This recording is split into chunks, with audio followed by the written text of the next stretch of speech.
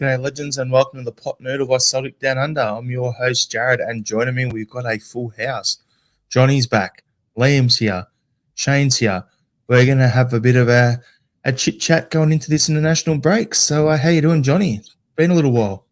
Yeah, it has. Yeah, I'm doing good. Just I was saying to you before, got a new job, change of workplace. I'm now working from home, so having to readjust to that. I think everybody else is used to it, but this is my first experience of it, and it's quiet.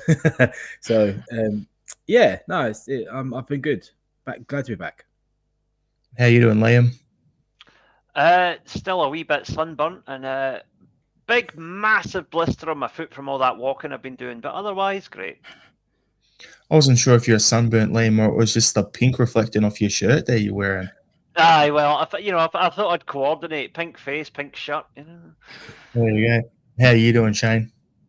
Yeah, not bad. I've been a little bit under the weather the past couple of weeks. I'd got a pretty bad cold, and just as I got to the tail end of getting on top of that, I had about a food poisoning, which really knocked me into rose ed for a couple of days. So sort of over the weekend started to get back to normal. It was nice to be able to get out of the house and go for a little bit of a walk, and well enough to join you boys on the pod again, which is great. It's good to have the full house and everything. And yeah, we've been getting stuck into it, everyone, with the fundraiser that we're doing for the Black Dog Institute's one Foot Forward, which is basically for mental health awareness over here in Australia. So we've all picked a certain amount of kilometres we're going to do and a certain fundraiser goal, and I think we're pretty much smashing it as a podcast group. In 1 week I've already got hit halfway my goal. Liam's probably done his whole goal already, and because he's just an absolute athlete / Terminator. Yeah, it's good to see the other boys like Steve Smith absolutely destroying all of us, just going for a casual 20k some days and walking basically down to Sydney from where he is up in the northern beaches. So it's good to see everyone doing it. So yeah, anyone, if you can give a little bit here and there, please do so. But yeah, we understand cost of living and everything, but yeah, if you can, it's a good cause, so give what you can. Going to bring up some comments before we start. So Michael Ross, hail my upside down friends. Upside down chums this time. You switched it up. You've confused me, mate. Jenny Lawson, come on the boys. Martin K, morning folks. Atati's back on it. Yep, absolutely. We've got some Shano love there. Mickey. Hey, Andrew. 3 points and a better performance, 100%. Strange Love is back. Here we go. How fellas, right back at you. And Hulan Koo on the wall. That's about the fourth person who's mentioned it. Let's see, everyone just put cow emojis or whatever in the comments. So let's see how many we can get. Light up that comment section with cow comments or samurai sword comments or inflatable kangaroo comments for Shane. I was going to see if he spat his drink out. Didn't happen. Close. All right. So we'll get straight into the game on the weekend. So Celtic 3, Kilmarnock 1. Starting lineup was why is my computer frozen? We had Joe Hart in goals, and the usual sort of lineup. I don't think there was any major issues there. I'm just trying to get the thing up now because I've just lost what I had open. Johnson, Carter, Vickers, Scales, and Taylor. McGregor, O'Reilly, Hatate in the middle. And then the usual question at the moment is it going to be Palmer? Is it going to be Yang? Is it going to be Forrest, along with Maeda and Kyogo up front? So overall, stats-wise, 27 shots we attempted, 12 on target, 72% possession. Absolutely dominated. I think the score, from my opinion, flattered Killy more than it did anything else. We could have had 4 or 5 in the first half and then more of the same in the second half. It could have been that mythical 10-goal game I've been talking about for a couple of years here, Shane. What was your thoughts on the game overall with the starting lineup and, yeah, just how we went from there? Starting lineup wasn't really a surprise to me. I could see Palmer coming back in, particularly after the way Yang performed midweek. So it made sense to me. There weren't really any surprises with that lineup. It's interesting because, we've had a couple of games at home this season where, against St Johnstone and Dundee, and we've taken a little bit of time to click into gear, and in the St Johnstone game, we really didn't click into gear at all. So sort of entering with a little bit of kind of wonderment of how we're going to approach this, how we're going to play. Obviously, we'll chat about the weather conditions later. But overall, and I'll preface the rest of my comments by saying I think this has been that was our best 90-minute performance since Rogers has actually come back as manager. I thought from the first whistle onwards, we were fantastic throughout the whole game. I thought we started with great energy, really good intensity.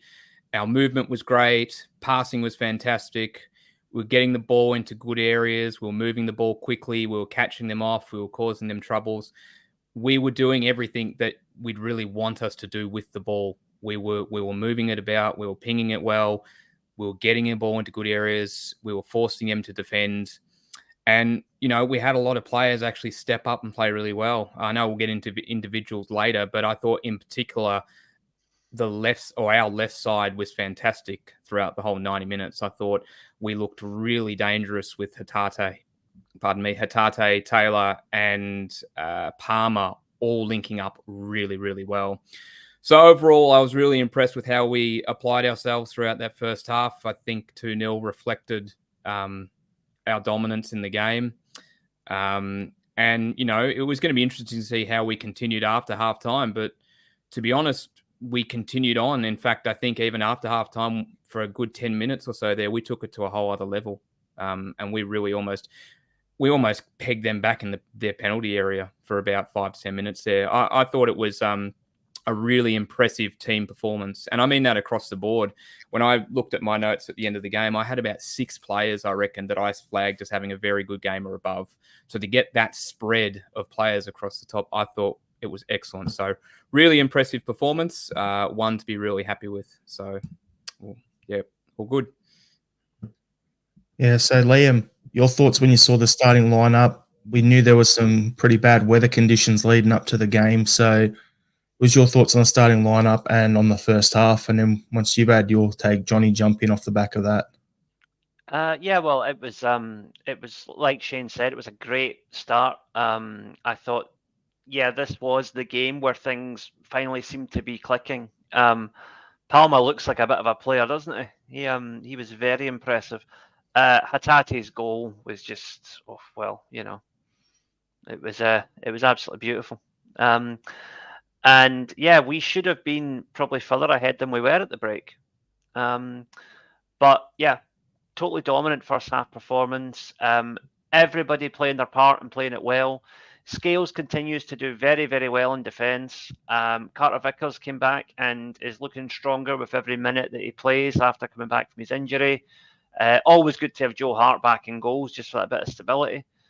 And overall, very, very satisfactory and very enjoyable first half, despite the conditions and despite the fact that I think a lot of fans were not able to get there because, Glasgow kind of looked like it had been attacked by Aquaman on Saturday. And Johnny, you got anything to add about the first half? Yeah, look, I think I share the same sentiment as everybody else. I think it was a completely dominant first half sort of appearance from Celtic. It was, Palmer was the correct decision from the get-go, I think. I think that player's just getting stronger and stronger the more minutes he gets. Hatate's goal was just... I think we've really gotten back to the old Hatate that we were really missing there. So that was just a joy to watch.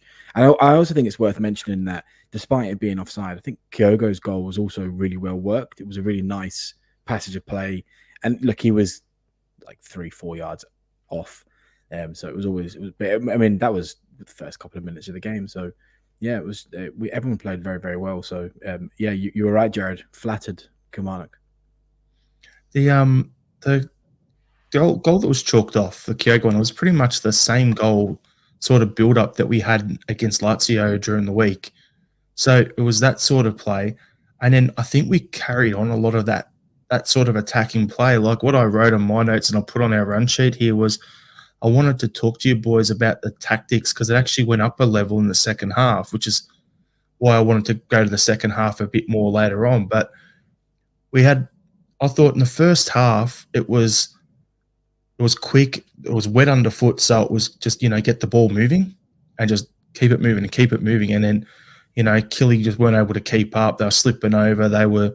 When they got the ball, they misplaced some passes, and we were like one touch to contain, next pass, one touch to contain, next pass, and we just kept the ball moving and kept going and going and going. The press was there. That was it. And what we saw in the first half, and it carried on in the second half, and as I said, it went up to another level, in my opinion, was the speed of our ball movement went up to was really good in the first half and went up another level in the second half.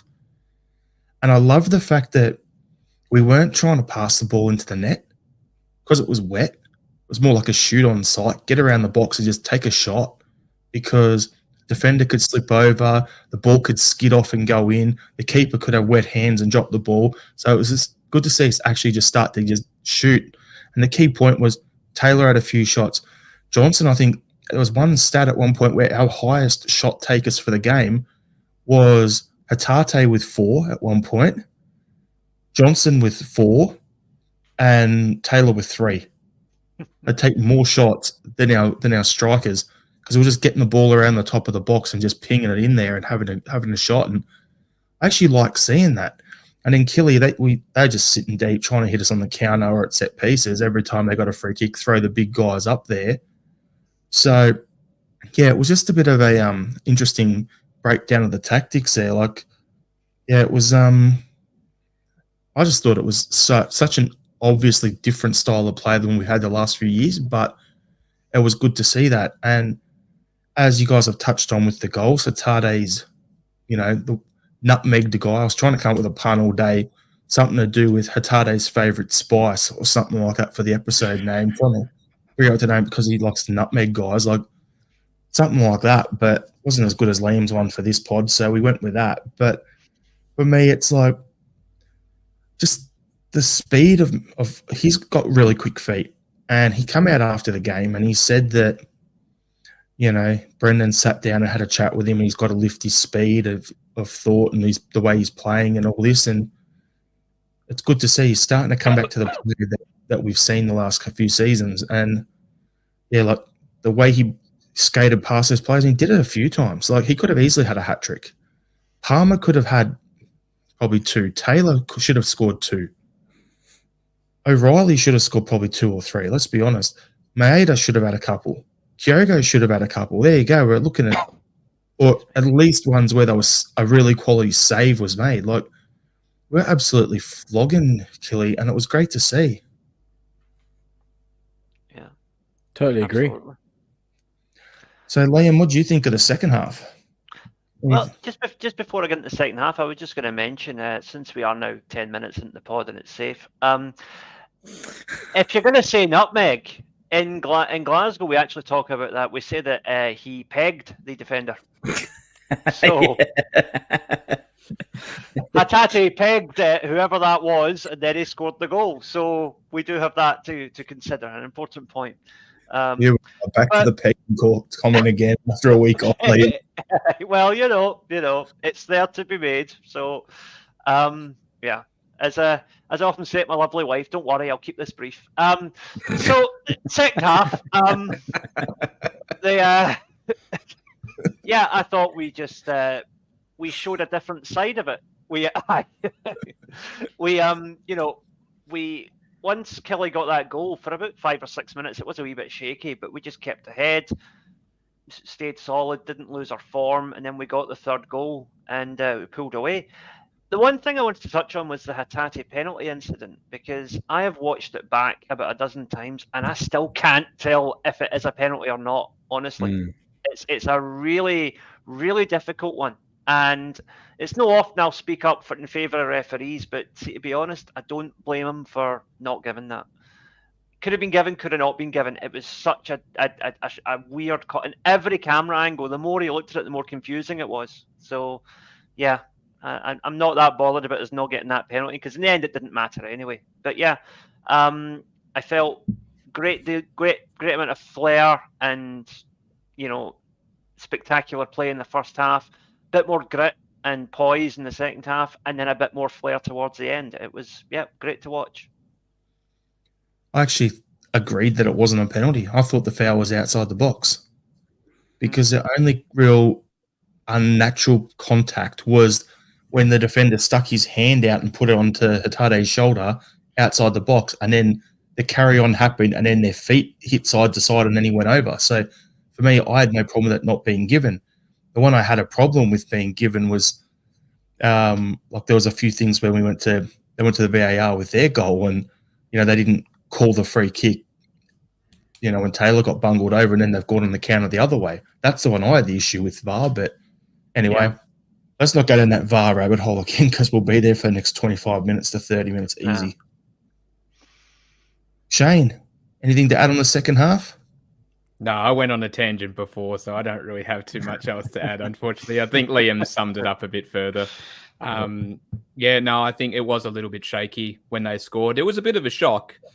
I mean, I don't think their goal should have stood anyway. I think it was a foul on Taylor when we were attacking. And I think you could argue that AJ was fouled by Vassell on the build-up anyway. But for them to score, and then you look at it and go, if they score again, all of a sudden they're on parity here. And the game they did not deserve to be that close after the dominance we'd showed. And we were a little bit shaky for that 5 minutes. It's the only time during the full 90 that our rhythm seemed to get interrupted a little bit, but we very quickly kind of reset, and the third goal became inevitable, in my opinion. So, no, that's all I wanted to add. Johnny? Yeah, look, the Hatate decision, for me, my 2 cents is it was clearly not a penalty. I think he kind of...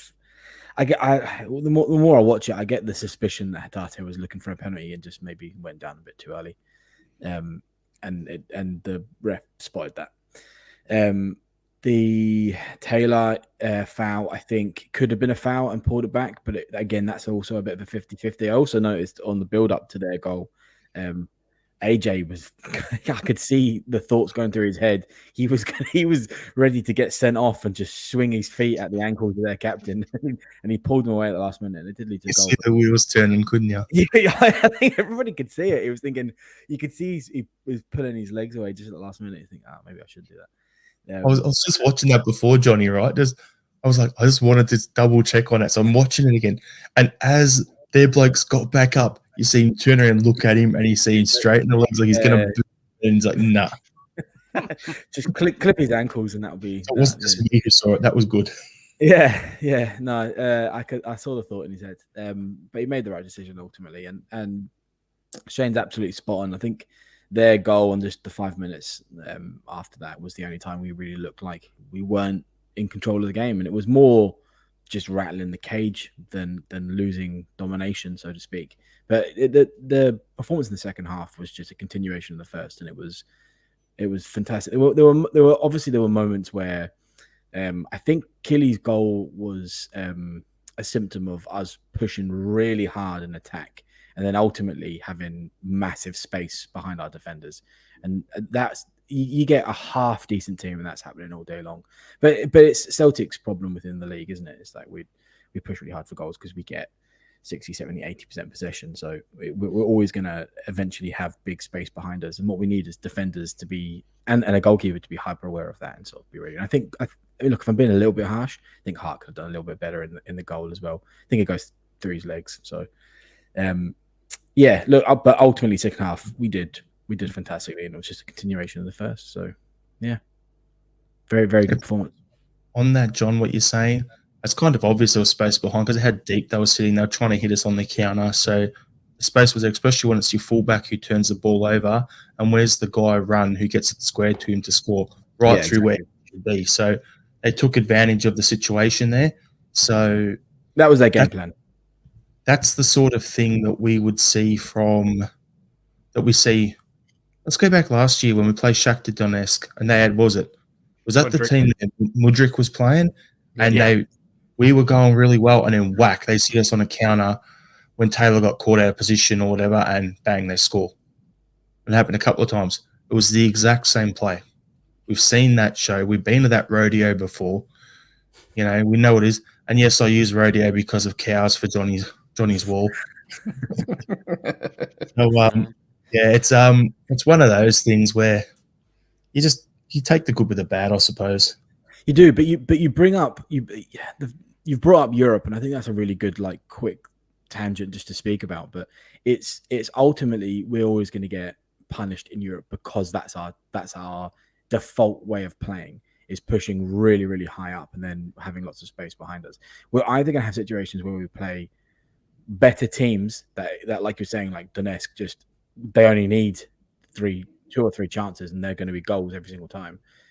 Or you're going to get the complete opposite, where we're not used to not having possession at all, and we're just kind of blown away because we're consistently bombarded and we're not very good at moving into the attacking to defensive phasing and stuff. And so we do suffer that we're so used to pushing so high up in domestic games to then moving into Europe and then having the complete opposite. That's my opinion. I don't know if anyone else feels the same. I'm just looking for a comment that I saw earlier that ties into that as well. But yeah, 100%, there we go. From Robert Gibson, comfortable win without any real bother, and it's exactly why Champions League is beyond us. Yeah. I don't know if it's beyond us. But I think we need to have more of a variety in our arsenal, so to speak. I think when we need different tactics for European games, and we need to be comfortable with those tactics than we do with domestic games, because they're entirely different. You approach them entirely differently, and I don't know. I mean, Andrew's the exact same, and Brendan Rodgers is the same. But this is my tactics. I'm going to stick. This is my style of play, and I'll only ever do this. And blah blah blah blah. I was like, okay, fine. Then you're also gonna have to cop the 7-0s or 7-1s against PSG, whatever it is. They're also gonna happen. We were very close to beating Lazio, and I accept that. But when you play the absolute elites, you're just going to get embarrassed. I actually think Rodgers has learned his lesson from last time he was here, where he got pummeled in Europe, and then also being with Leicester, where you don't have the budget and you're going up against your Man Cities and that in the league, plus also when they qualified for Europe, he had to do the same thing, and he's actually come back, I think, a lot more. He prepares a bit better in terms of, I wasn't happy with the result and everything, and I said on Thursday that he has to take as much of the blame as the players, because he's the manager. He picked the team and all this sort of stuff, and it kind of went off on a bit of a tangent and everything. But that conversation thing. But the thing is, I think he's come back a lot more of a proactive manager than he was when he was here the first time. Yeah.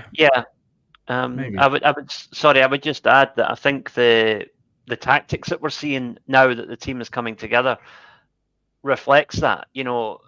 Previously Brendan Rodgers would have been like, this is my way of doing it and this is how I do it, whereas now he's like, do you know what, Ange had them playing inverted fullbacks and it was more effective, let's stick with that.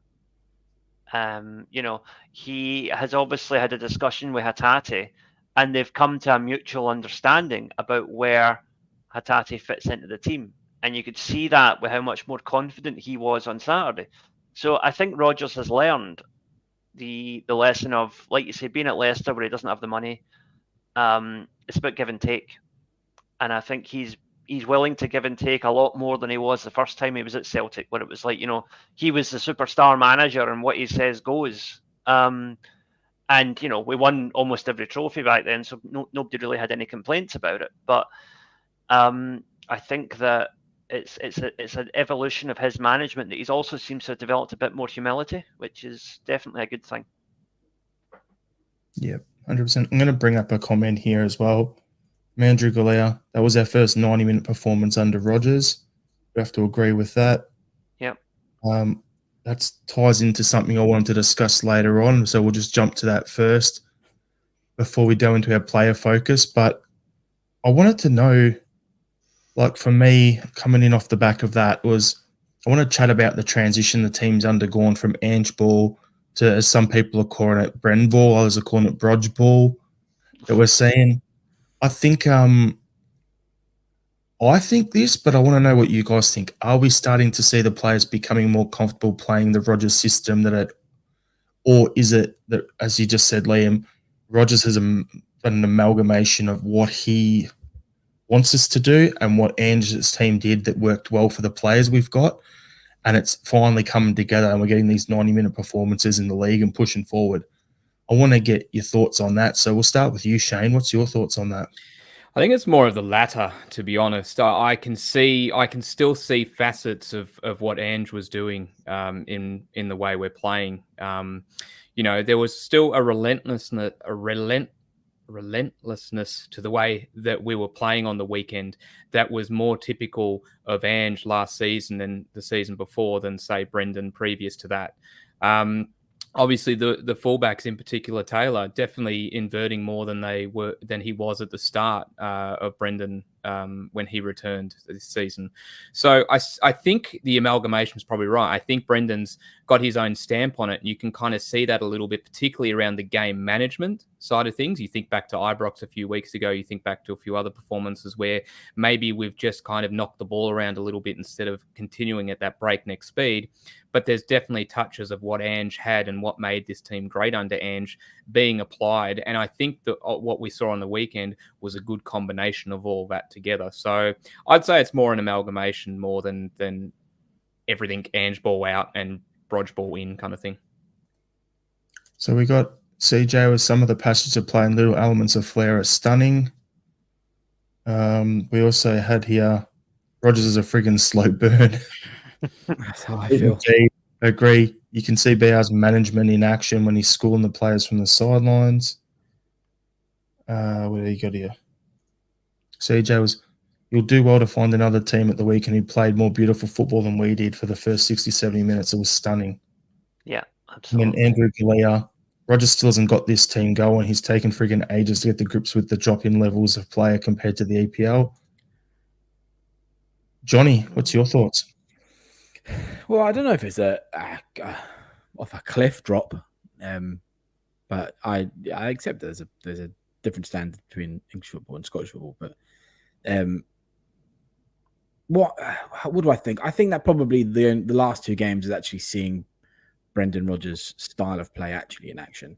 I think I accept what everybody's saying, that he's probably taken aspects of what Ange was doing and just sort of in his words probably elaborated on them and sort of like strengthened them and stuff. And there was a chaotic element to watching Ange's Celtic. It was just, heavy metal football, as they call it, right? It was non-stop, relentless, just and that is never going to be Brendan Rodgers' game ever. He likes attacking. I think he admitted this recent interview. He's an attacking coach. That's how he's always going to manage a team. But he needs to be comfortable in possession. He needs to have the majority of possession of the game. He needs to control the game. And I think that's, as long as, I think that's probably a better way of going, is somewhere between what we used to have with Brendan and what we've now got with Brendan. And I think that's what we're getting. We're getting this balance between the two times he's managed Celtic and stuff. And it's better to see. It's more exciting to watch. Ultimately, we get the same results. We were extremely dominant last time. At the moment, we're extremely dominant this time, but it is far more entertaining to watch. I still think for us, our measure of how successful Brendan Rodgers' style and tactics is needs to be in Europe. It just does, right? The other side of Glasgow is absolutely imploding, right? They're collapsing on their ass. We can't expect a real proper challenge every single week in the Scottish football. What we need to look at is who are our counterparts in Europe, and how do we compare playing against them? And I think what we saw when we watched the Lazio game was we were very, very close, probably should have, to beating one of the best Italian sides at the moment. And I think that's really positive to see. And but we still haven't got is actually beating them. I think there was some mad stat that Brendan Rodgers has won like 2 away games in the Champions League ever, and that's including his time at Liverpool. So I'm still waiting for this click to happen with Rodgers and Celtic, and all of a sudden it's like we're getting really healthy success in Europe, and that's sort of reflecting in the domestic league as well. So I'm still kind of, tentative, but I definitely think we're starting to see what I would really expect to see when Brendan Rodgers came back in. Before we go to Liam, I'm going to take your analogy you used there, John, and I'm going to take my little twist on it. Ange's football was like being at a Slipknot concert right in the middle of the mosh pit. Yeah. Absolute crazy chaos, right? Then Rodgers' first stint was like being at the symphony with the conductor. Now, at the moment, what we're seeing is everyone standing around the outside of that Slipknot concert, not in the pit, still having some energy and some press and everything going on, but it's a bit more controlled chaos. And, and there's patches there where it's controlled and everything. So, that's what I'm looking. But Strangelove made a comment early on as well. I think it was the best performance I've seen from Celtic since Brendan's taken over. Dare I say it, Angeball-esque. Didn't think we'd be capable of that under Rodgers, and very encouraged. So we had that comment there. Andrew Galea we dominate under Ange controlled domination. So yeah, we've got that there. So Liam, I'll let you finish off the final say on are we seeing the amalgamation of it? Are we seeing Brodgeball? Is it a bit of Angeball? What's your thoughts? First off, anyone who's using the phrase Brodgeball immediately forfeits any right to criticise my dad jokes ever again. Okay. Hey, you know where that is? Kerrydale Forum and Twitter. Those two things. I'm seeing it everywhere and in a few Facebook groups. I'm like, dude, just come on. I'm using it to take the piss here. Yeah. Well, anyhow. Yeah, it's a hybrid. Yeah. There you go. It says it all. Classic. It's a hybrid. It's a wee bit of Angeball sort of hangover, if you like, and a wee bit of Rogers bringing his own sprinkling to it. And I think like I said, it's good that he's now got the maturity to see that his own way doesn't have to be 100% his way. He can take influence from what's come before, and he can learn from what Celtic were doing before. And Europe, it'll come in time, right? I mean, but better put it in perspective. I mean, Lazio are good, but they're no Aris Limassol, I mean, hey, there you go. And that's for you, RL77. Okay, all this. We'll get to that. Don't worry. There's plenty of time for that yet. Don't worry. Yeah, 100%. Definitely not. But yeah, I'd have to agree with you, Lamb. All things considered, yeah, we're getting there. Aye.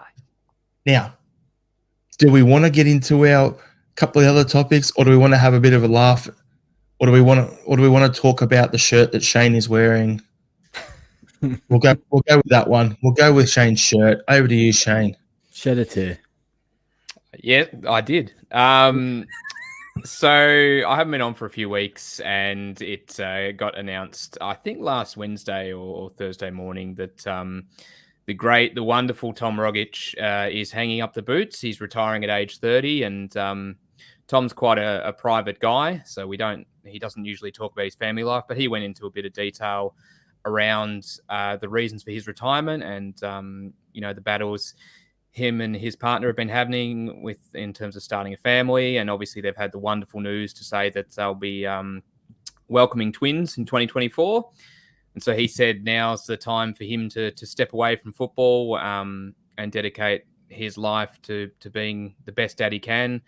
And I think, he's a wonderful player that we've marveled at for years. But reading that statement, I think that speaks volumes of the man. For him to say, I'm going to step away from my career in football, focus on being the best dad I can for my family, I think is just absolutely tremendous. And look, it was an emotional post. He went into some great detail about the journey they've been on and those who've helped him along the way, including a noticeable shout out to Peter Lawwell and Dermot Desmond in the background, who helped him and his partner make their dream of starting a family a reality, which is, we talk football a lot on here, right? It's what we do. We jump on, we talk football. It's our passion, but there are things in life more important than football, and family is one of those things. And so, all I can say really is, well, I'll indulge a little bit further, right? I hope you don't mind.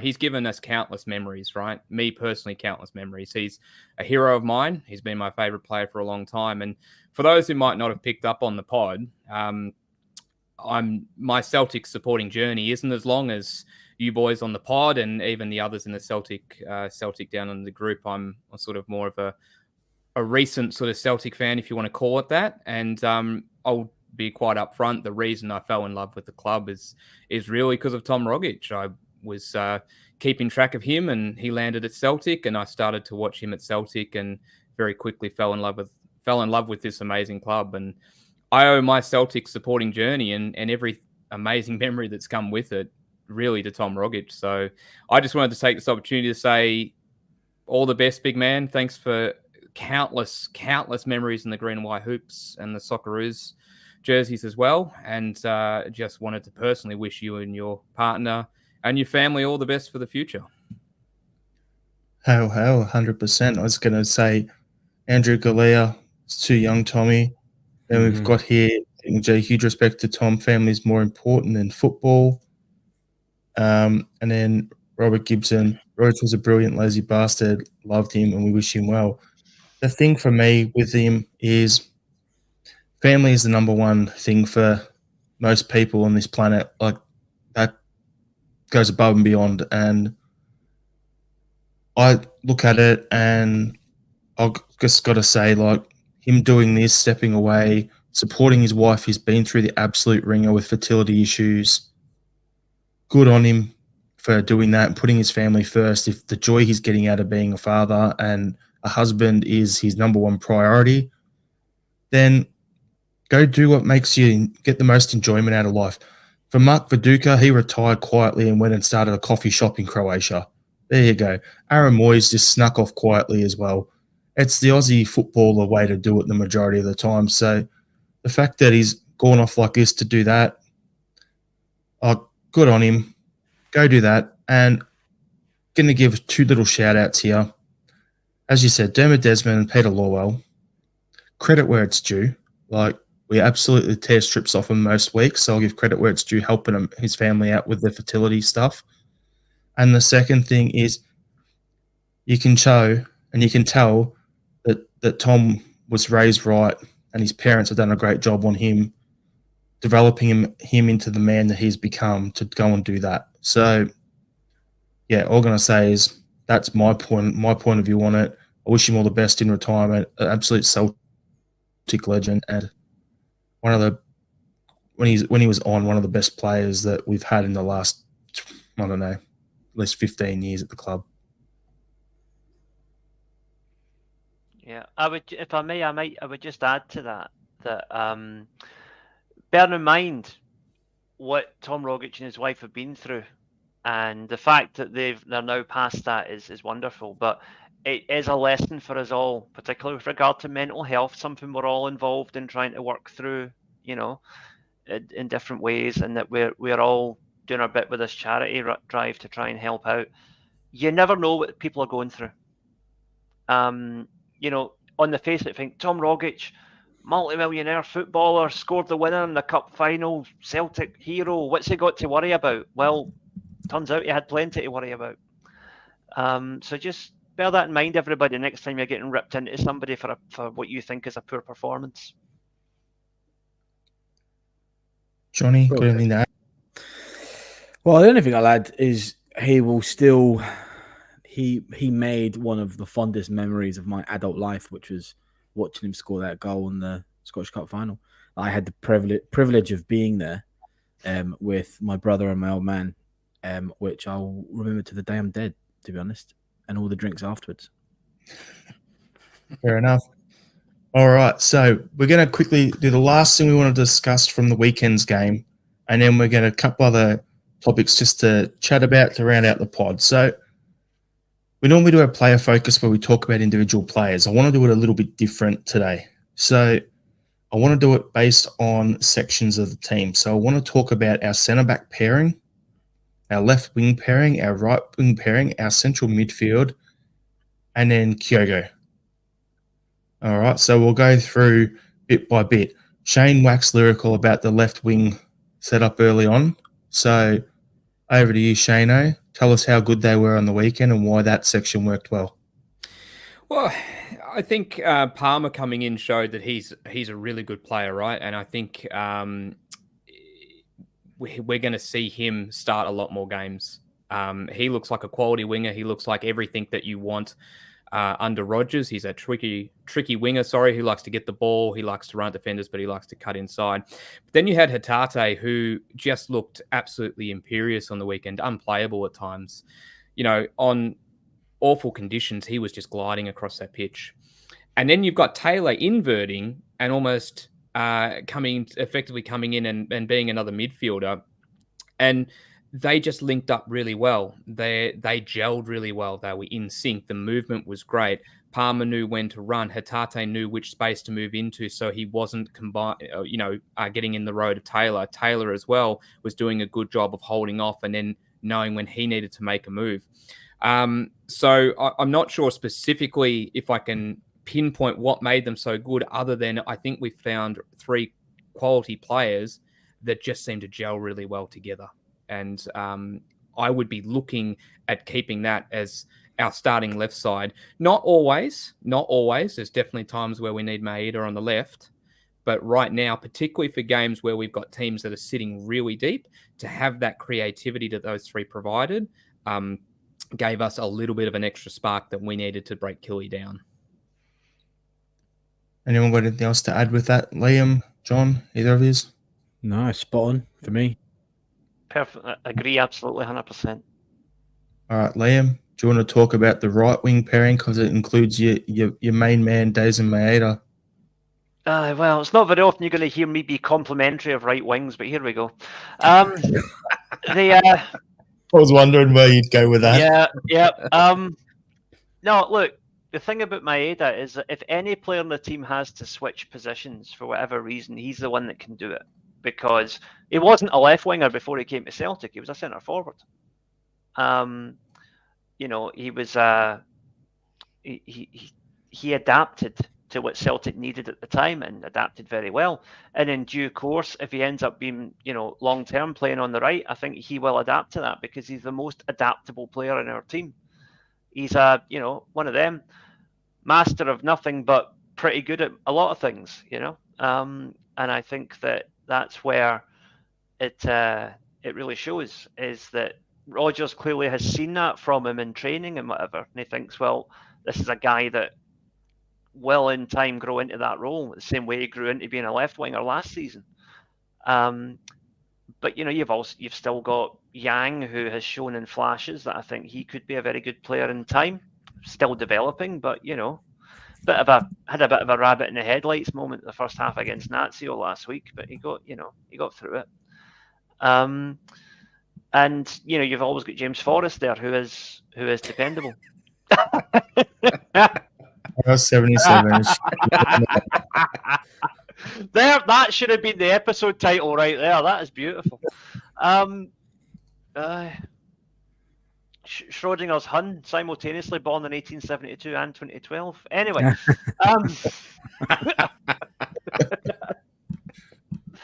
but yeah, I don't think it's a problem at all, because I think Maeda will find his foot there eventually. Despite he almost causing an international incident a couple of weeks ago when he hit the Green Brigade with a missile, but we'll get there. He'll get there, and we've got plenty of options as well, so no worries. What is there another comment that I've not seen yet? What is it? Just laughing at you, Liam. Just the international comment you made. International incident. Oh well. Not North Korea flings enough missiles at us. It's time we flung something back,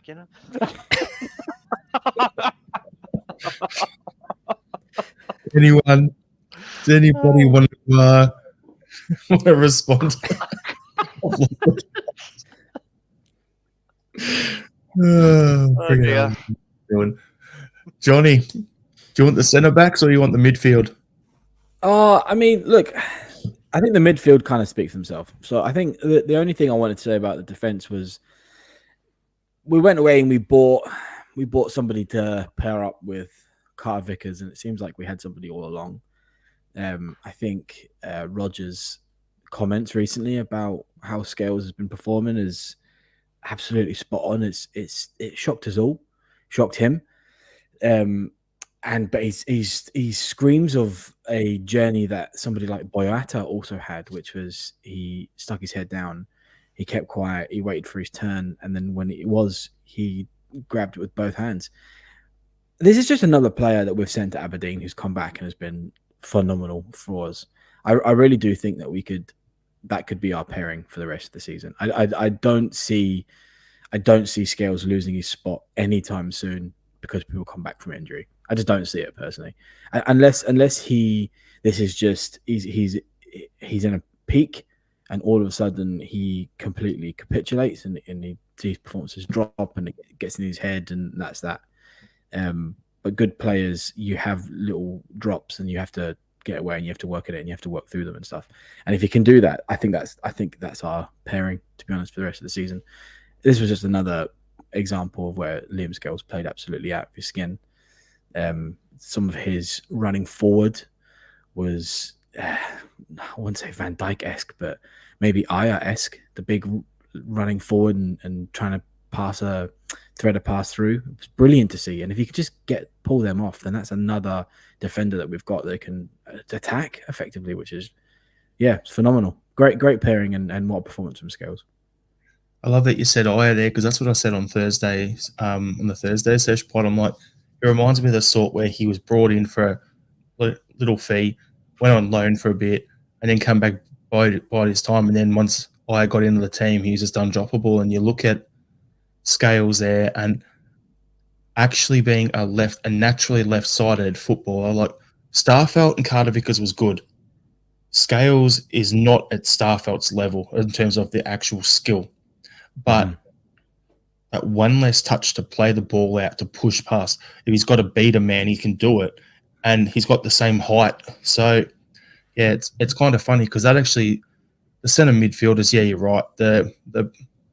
I just think that the midfield rotation, Hatade, O'Reilly, and Kelmack, I'll jump onto that one, is our best midfield. It's the most balanced midfield. Yeah. And we're gonna crack into that in the next topic anyway, a little deeper. But the other thing where I mentioned Kyogo is start of the season saying Kyogo was dropping too deep and he wasn't getting on the end of crosses. He's now starting to find that balance. So I think we're starting to see an evolution of Kyogo's game. The way he's playing kind of reminds me how he was playing at Vissel Kobe a bit more. Liam will probably be able to respond to that or tell me if I'm talking absolute shit or not. But the way he used to duck in and then he'd make that secondary run and be on the end of crosses or passes in, I think we're starting to see that Kyogo again. Is that correct, Liam, or am I talking shit? No, you're spot on. The thing about Kyogo at Vissel was that he would pop up on the left 1 minute, the right the next, the centre. He would go wherever there was a chance to be had. And that seems to be what he's doing now. He is maybe sitting a wee bit deeper, but that's so that he can time the runs in behind. You know, it worked against Lazio. It very nearly worked at the weekend. He just ran a wee bit too early. But, you know, that's kind of he is getting that kind of roving commission, if you like, going across the front line wherever he needs to be. And when you have players like Palma, Maeda, and sometimes Yang, who can also dart about and switch in and out as need be, it's a very, very confusing. It's a nightmare for a defender because you don't know who's going where next. Yep, 100%. All right. So what I was referring to when I said about the next topic was, I want to ask you boys: is there such a thing of having too much of a good thing in a football squad? Now, the reason I'm relating to this is there's three particular spots in our team: centre backs, central mid, and wingers. In my opinion, that we have a lot of talent. So what I wanted to do is we want to put together, we'll work out between us and get the comments, jump in and let us know where you think as well. But I'm going to go through our team squad for certain positions, and then I'm going to go around saying what would be the depth for that. So who would be your starting? Who would be your next two? Who would be at the bottom for a 4-3-3 formation? And then we'll also look at if we were to switch it up to 3-5-2. Does that make sense? So we'll start with the 4-3-3. So at centre back, we have Lagerbelka, Scales, Phillips, Naroski, Kobayashi, Carter Vickers, and Welsh. 7 players for 2 spots. So, what would your depth chart be on that? Do any of you guys want to go first, or do you want some thinking time to go that because I'm ready to go? I'm happy to jump in. Yep. Go on, Shano. My depth chart right now would be my starting pair is Scales and Carter Vickers. They're my locked-on starting pair right now. My next 2 underneath there would be Phillips and Naroski. I think Phillips is a quality player. We just haven't seen it at Celtic just yet, and I liked what we saw of Naroski before he got injured. Underneath that, Lagerbielke and Welsh with Kobayashi. I think that's 7. I think that's a 7 with Welsh at the end. Kobayashi at the end. So Lagerbielke and Welsh, and then Kobayashi at the end. Liam, what are you thinking? I'd pretty much agree with that. I would just add that I think that a lot of the concerns people had about Scales at the start of the season, myself included, reflect how a lot of us felt about Starfelt in his first couple of games. And it's no coincidence that when we signed Carter Vickers, Starfelt suddenly became a better player. I think that playing alongside Carter Vickers, once he's played 4 or 5 games with him and they've got that understanding, Scales' level will go up again because Carter Vickers makes whoever's playing alongside him a better player. That's just the type of kind of leadership qualities that he's got. I mean, if Carter Vickers sticks around, he's a future Celtic captain. I'll say that right now. Yep. The leadership that he shows is incredible. So basically, Liam, what you're saying is the Carter Vickers is the Virgil to Scales is Denier. Yeah, pretty much. There you go. Johnny, what's your depth? I'm probably very similar. I would say that it's Scales and CCV for me. I mean, I can hardly go back on what I've just said. I would probably say that Kobayashi isn't going to probably be around for much longer. Potentially a loan away, but also probably permanent. And I'd say Phillips only here for 6 months. I don't know if I would say that he's probably not going to become a permanent signing with now Scales appearing as the real option that he is. I think we've probably got too much there. So yeah, I would say we're probably 2 less. So yeah, let's be honest. Yeah, let's be honest there. Like Andrew Gallet is saying that Phillips' loan is now unnecessary. With how much Liverpool wanted for him, there was clubs in England who went in for him and they were told, 10 to 12 million pound for him. We're not going to stump that up to bring him in permanently when we've got 7 players, if he's one of them there. So, yes, and look, first did stroll it against Lazio. He does look like a player, but I just don't think we're going to stump up that level of cash, especially with the performance from the other guys there. Like, we haven't much from Naroski. We haven't seen much from Lagerbielke yet because injuries and suspensions and the like. But, yeah, I think, as you boys have said, pretty much sums it up. This is exactly how my one is. CJ's got it right. CCV and Scales start at the moment. Naroski, Nat, Lagerbielke. If Nat's loan ends, then everyone moves up one after that. So Lagerbielke, Welsh, Kobayashi. We saw it on the weekend. Lagerbielke wasn't even on the bench. So that pretty much sums that up. Pete McGee with one of the best comments of the pod. I don't know. I still think there's something fishy about Scales. Had to bring that one up. That's very So, and we've got Mamansis, CCV, Phillips, Naroski, Scales, Welsh Lagers, sell Kobayashi in January. I wouldn't sell him. I'd loan him. I'd see if we can do the Aberdeen loan because they wanted to buy Scales off us anyway. And, if Scales is doing the job for us and it's worked well in the past, let's send Kobayashi up the road. Get him up there for 18 months on loan or whatever and see if it works for him the same way it worked for Christie and it worked for, Scales and stuff like that. Couldn't be the worst. Just to chip in about Kobayashi, it's going to be very telling what does happen with him because there isn't a route into the first team for him at the moment. I think we all agree on that. But if he gets loaned to another Scottish club or to another club in Europe, then that tells me Celtic still see a player there and still see a potential future. If it goes back to Japan, it's game over, because he'll go to a J-League club, and then after a year, if he does well, they'll sign him. That's what's happening with Ideguchi now. I think we all agree Ideguchi is never coming back to Celtic. Japanese players that go back to the J-League are basically saying, I tried it in Europe and it didn't work, so I'm going to go back to what I know. And I hope that doesn't happen with Kobayashi, but it's either going to be a loan to someone like an Aberdeen, or possibly like maybe a Belgian or a Dutch team or something. A good, not England, not Spain, not France, but a decent standard European league where he's going to be physically challenged is what he needs. The physically challenged was the wrong choice of words there. I'm sorry. Oh dear. I don't mean physically challenged as in anything like that. That's not what I mean. He will be challenged physically in terms of his posture and stature. That's what I meant to say. Sorry, Joe, you go.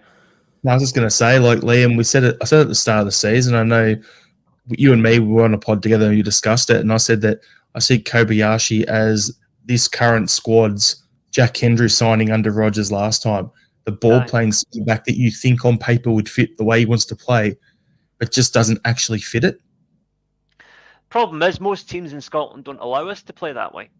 We want to play out from the back. We want to play good football, but you get teams like Kilmarnock that will just, smash into you every chance they get and just play the long ball hammer throwing. And they would argue that, well, they got a goal at the weekend and they threatened us for about 10 minutes, so it was effective.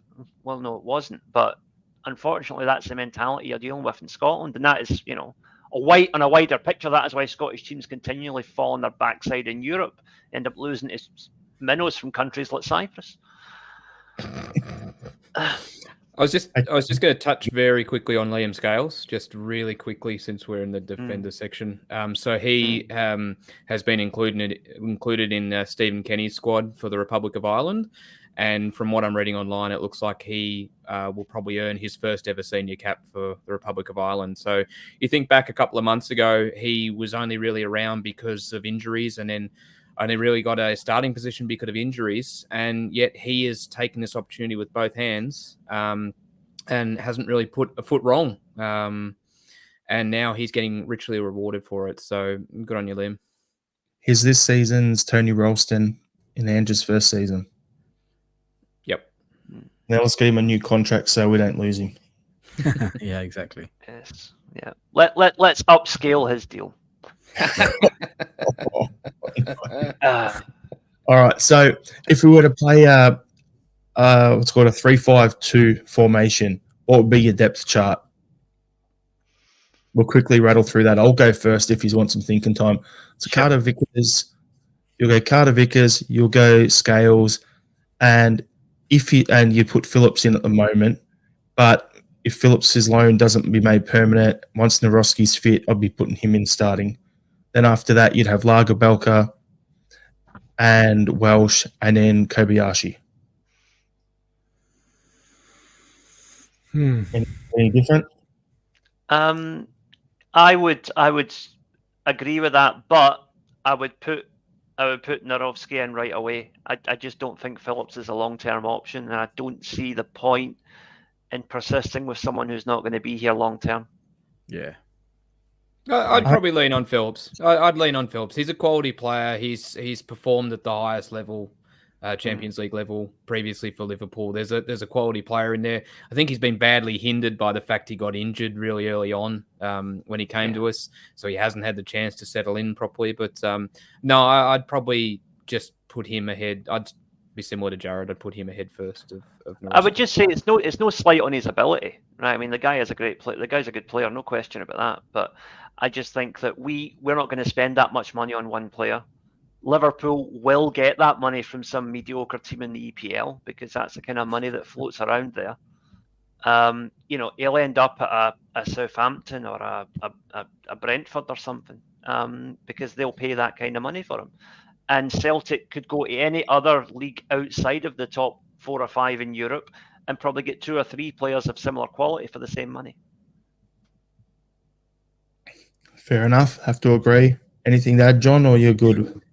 No, I'm not sure, to be honest. I'd probably stick to what we've got and probably go Johnson, Carter, Vickers, and Scales, and that would be my back three, to be honest. Which sounds really harsh because you have to drop Taylor to fit that in, but that's probably my instinct. We're playing wing backs, John, so Taylor would be playing as a wing back. Yeah, And yeah, sure. But then who are you dropping in the middle? It's a hard one. It's definitely a hard one. But if I was to go 3 pure centre backs, then yeah, okay. I'd probably sit with Scales. I'd probably have Carter Vickers, and yeah, Narovsky would be the other person I'd stick in. I think the easiest way is we know Rogers won't go to 3 at the back. He doesn't really like it. So we'll just stick to the 4-3-3 to finish it off with the midfielders and wingers. So what we'll do is depth chart for the midfield. So I'm going to rattle off a bunch of names here. Liam, you get to go first, okay? So you've got Turnbull, Home, McCarthy, Quan, Owada, Bernardo, O'Reilly, Hatate, McGregor. Okay, so starters, O'Reilly, Hatate, McGregor. I think we all pretty much agree on that. Now, immediate backups. Thinking of people who can fill in for each particular role in the team. To step in for McGregor, I would have Iwata. To step in for O'Reilly, I would have Holm. And to step in for Hatate, I would have... my mind's just gone blank. Give me a second. Bernardo, that's it. Yeah, sorry, Bernardo. And then beyond that, it's squad players who come in on an as and when required basis. And McCarthy needs to just get his wife tell that we're going to Saudi and that's it, and off he goes. Because apparently that's what was supposed to happen a year ago, and his wife kiboshed it. So, you know. Fair enough. What I'll do is I'll go in with mine. So I agree with you in terms of the midfielders, the 3 starters, the 3 backups. Then you've got Quan, who wouldn't even be my 7th option. He'd be number 8. Ben Summers, is he still around or is he on loan? Not sure. Because if he's around, he's number 7. I like seeing those academy guys come through. Quan, I think he needs a 6-month loan sort of thing. The same sort of Kobayashi loan I mentioned earlier. And yeah, McCarthy, does he even exist? Are we sure he's not a tax dodge at this point? Johnny, what's your thoughts? You're on mute, Johnny. There, Johnny. Who is that? Who was that defender that we had ages ago that didn't exist? Oh, Compa. Yeah. Marvin Compa. The man, the myth, the legend. Thinking Calvin time, but it's Compa, yeah. God. Yeah. Remember the roar that he got when he picked up his league winners medal? People are like, oh, he does it. There's a human there. Oh, comments. Mental. Yeah, look, it's dead easy. We're the same 3 in the middle, I think. O'Reilly, Hatate, McGregor. You can't go wrong. I think if we were going to go with that 3-5 and you're having wing backs in it, I'd probably say Hatate and McGregor have to go in first for me. It's a hard one. I think O'Reilly would then sort of be backup for McGregor in that sort of controlling space. But let's just say the basic 3, our strongest 3, it's O'Reilly, Hatate, McGregor. I'm saying, Quan's in. I don't know why we signed Quan truly, but Home comes in for me for. It's a quandary. It's a quandary. That's brilliant. Yeah, Iwata is probably just ahead for me over Home for McGregor's spot. You know, and then you've got the Bernardos and all, and Turnbull's really fallen right off for me. So I don't think he's getting in front of O'Reilly anytime soon. Look, I get the point you're making. We've got a lot there. I still, but I haven't seen enough of Bernardo to say that he's a what we need right now. He's very much just rotation player, a squad player. But yeah, we've got a couple of formations in the middle there, so it makes it difficult to say like for like, because I think we've definitely got different players for different things, which is good. Yeah, it's what we need more of. Yep. Shane, you got anything to add? I agree with Liam for most part, except I would, in terms of the direct kind of backups, I would have Home as a direct backup for Hatate instead of Bernardo, and I would actually have Turnbull as the direct replacement for O'Reilly. I think part of the reason Turnbull struggles is because of the fact he gets played side by side with O'Reilly, and I think you can only have one or the other. So I would still back Turnbull in as the direct replacement for O'Reilly. Fair point. Yeah. I struggle with that. I'd go Home with Hatate, and then I'd go Bernardo back and O'Reilly, because Bernardo's more a number 10, natural 10. For me, Turnbull's been there, done that, got the medals, but I think we need to sell him in January because, let's be honest, his deal's up at the end of the season. I can't see him breaking into this squad in front of those guys. So he's too hit and miss for me. He's just too hit and miss. It's too big a drop-off between him playing in form and him not. Robert Gibson will finish the midfield thing up with your comment. Quan needs transferred to Pyongyang FC. Oh, come on. That's no nice. That is brutal. So, nah. Andrew, I hope Quan sells and becomes a real option. So do I, all things considered. I think he's got just his build. He's got the Patrick Vieira midfielder build about him. But then I said the same thing about, who was that Danish bloke we had last year on loan? Odegaard. Yeah. Odegaard, yeah. Angeball, I said the same thing about him, and that didn't work. So anyway, now we'll jump to our wingers. So we've got lots of options. So pending, if every one of these guys is fit, let's pick our depth chart, okay? So you got Palmer, Abada, Yang, Tilio, Maeda, Mikey Johnson, and James Forrest. Johnny, I'll let you go first. Well, no shock, but obviously Kyogo's always going to get ahead in the middle. I think we can just rule out Mikey Johnson and Tilio. I've never seen Tilio play. He's another one I don't know if he exists yet or not. Oh, come on. Just there. Let's put him in time out, Shane. Jesus. We're trying to debunk these myths and you're putting fuel on them. Fun and games. I look, it's a hard. I think Maeda is always getting in my team. I think his energy is just unparalleled.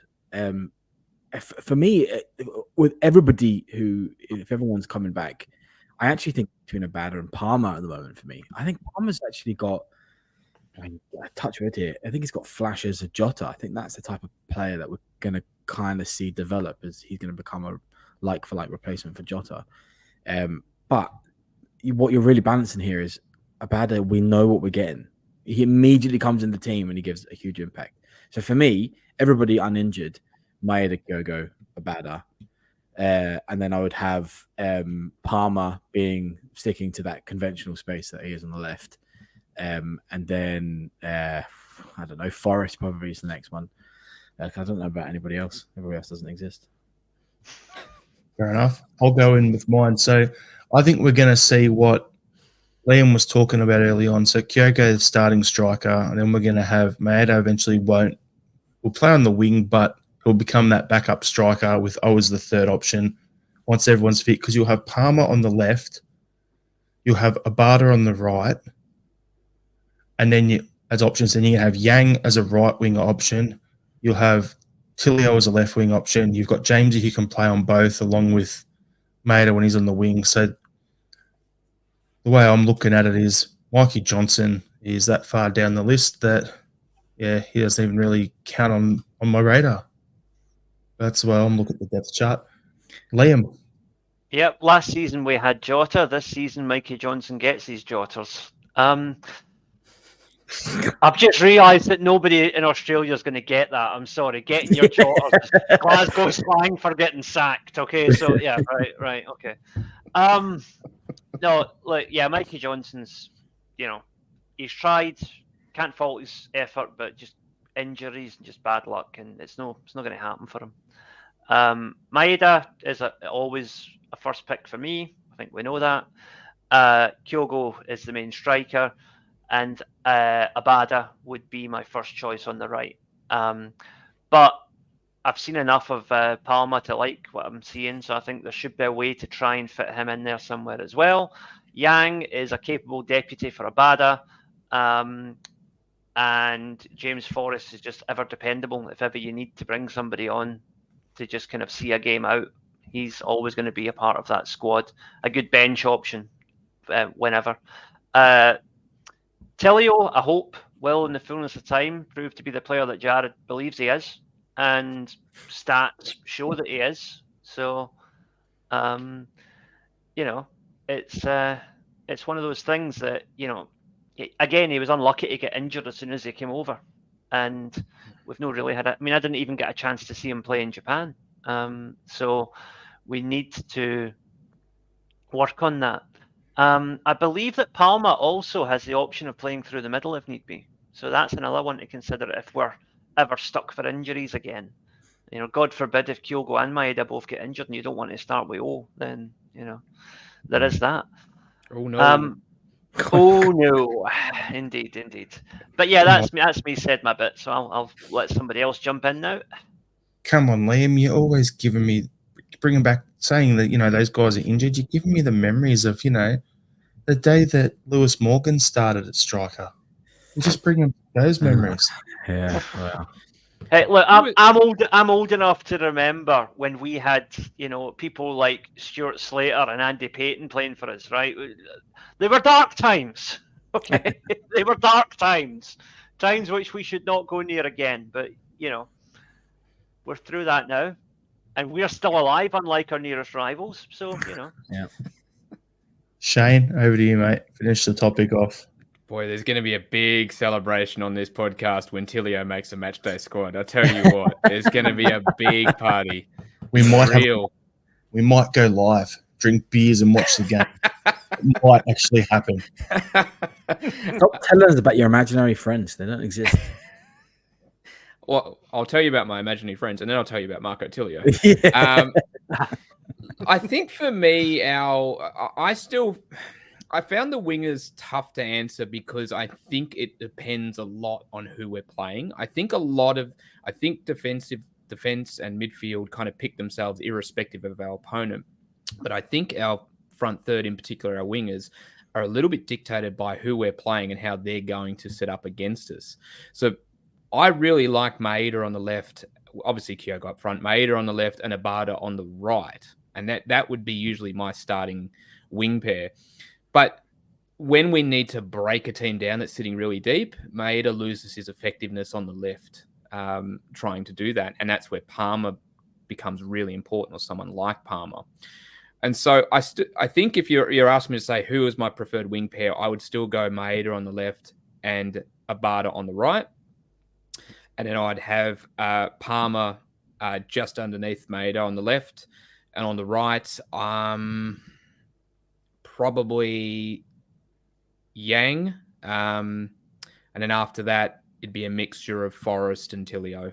And Forrest is really important for his experience. He's definitely someone I'd keep around and have as an option. But I still think Maeda and Abada for me are our best wing pair, along with Kyogo, but very much dependent on the team we're playing and how they're going to set up. All right, I'm going to bring up some comments here. Robert Gibson, Tillio is a Celtic current hide-and-seek champion. Andrew Galea, Maeda and Abada are not wingers. Stephen Reed, Craig Moore said on Glasgow Go radio that Tillio isn't at the level of Abada and Maeda. No, he's there not. You have it. He's straight from the horse's arse. He's not at Maeda's level yet. But the fact that Craig Moore said that, Liam's nailed it. Absolute donkey of a commentator. So I wouldn't pay attention. And then we've got RL77's on fire tonight. Danny Johnson hasn't got any peerage. Andrew Galea, Palmer is a bit slow for a winger. Mahesh, Palmer no speed, so you better have a brain. Not all wingers have to be absolutely rockets in their feet. Like, you know, I'd say Messi, when he started off and he's playing on a wing, didn't have that explosive power, but he did the job. I'm not saying Palmer is that player. I'm just using it as an example. Mikey Johnson is our oldest and latest prodigy. Give him time. Stuart Slater, Andy Payton, and Wayne Biggins. Celtic legend. Right, Robert, put the bottle down, mate. Come on. Tilio, wherefore art thou, Tilio? And then we got Rogers, and we need Jamesy Forrest to hang around. He gets everyone. Wow. Oh, granny nights. Oh, dear. I'll leave that bit there for everyone. So, yeah, just got to. The last thing I wanted to do, just for a laugh to end the pod, because, okay,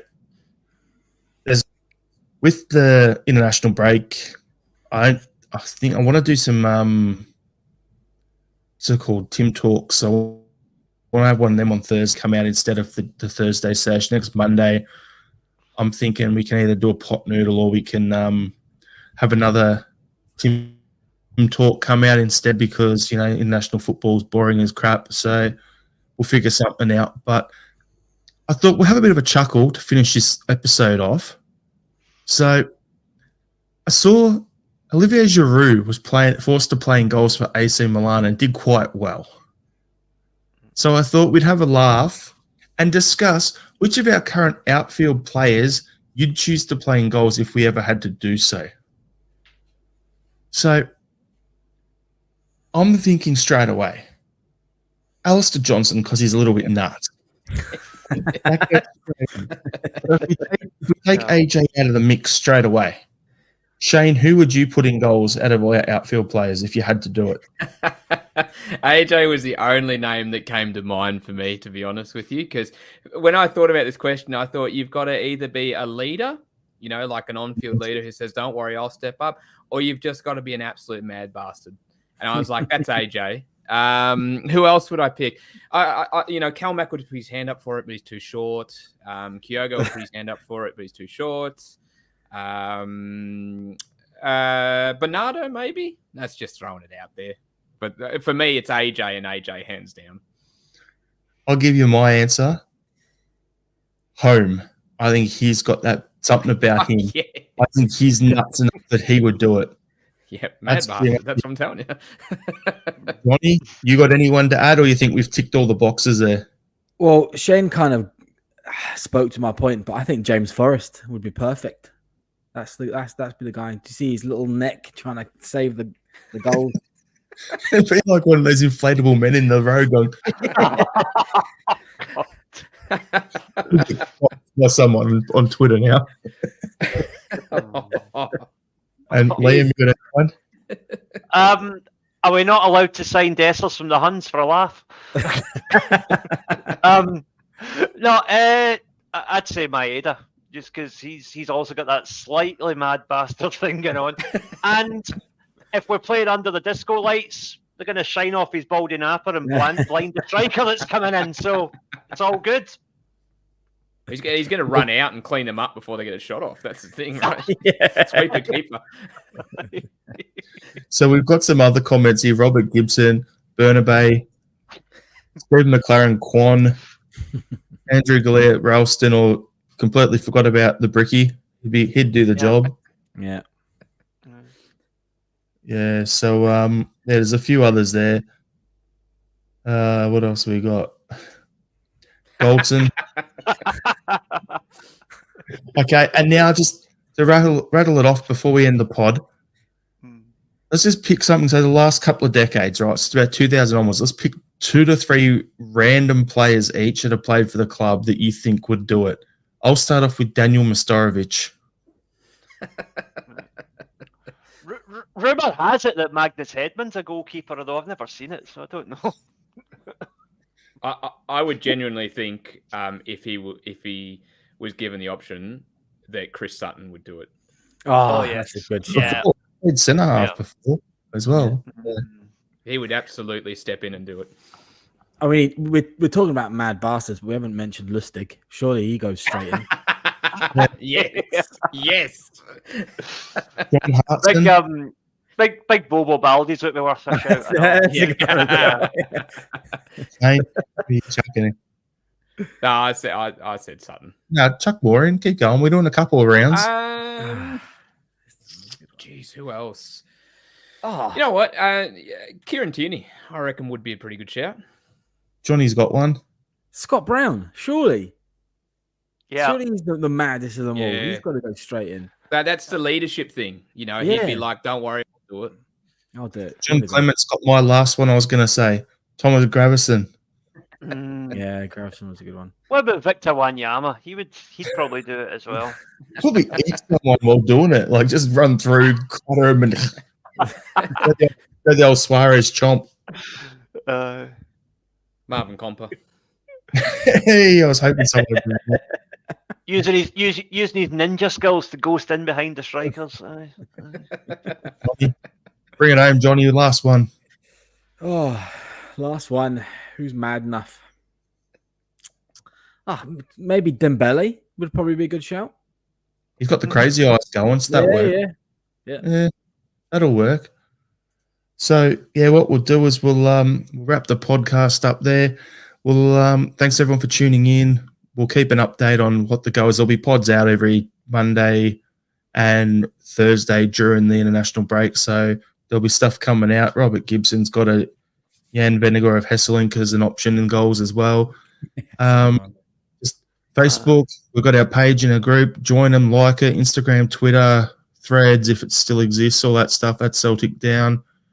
YouTube channel, like the video, hit subscribe, comment, share it around the Facebook groups, please. We appreciate what you do for us, like the support for the channel.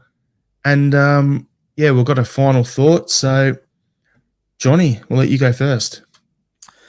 Yep, sure, no worries. So I always do my music, and I was at a gig just before the Kilmarnock game, actually. So I was watching the game in the car on the way back, and we went to watch for like the fifth time a band called Slowly, but I think I've mentioned them before. But their opening act was a band called Stand Atlantic, and we were talking about moshing today, and that has probably been for a long time one of the craziest mosh pits I think I've ever seen for a band that I had never heard of in my life. I mean, proper like wall of deaths and doing wheels, and it was intense, and I was very much on the edge, terrified at age 32 that I was going to get pulled in, break my knee or something. But the band was incredible. It was a lot of crowd surfing, old school sort of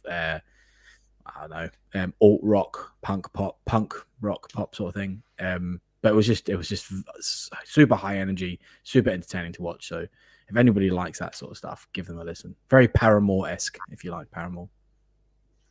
Shane? Love you, Big Tam. Thanks for all the memories, mate. All the best in retirement and to the family.